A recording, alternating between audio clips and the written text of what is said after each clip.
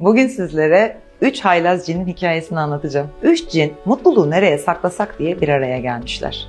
Birinci cin, en yüksek dağın tepesine koyalım. Böylelikle oraya gidip oraya bakamazlar demiş. İkinci cin itiraz etmiş ve onların akciğeri ve ayakları var. Aynı zamanda da bir zekaya sahipler.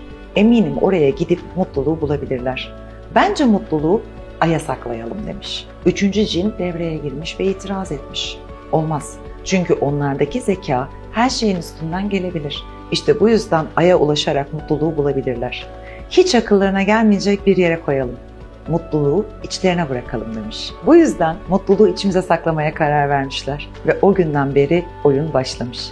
Peki ne oldu? Hepimiz mutluluğu parada, başka bir insanın onayında ya da birinin bizi sevmesinde aradık.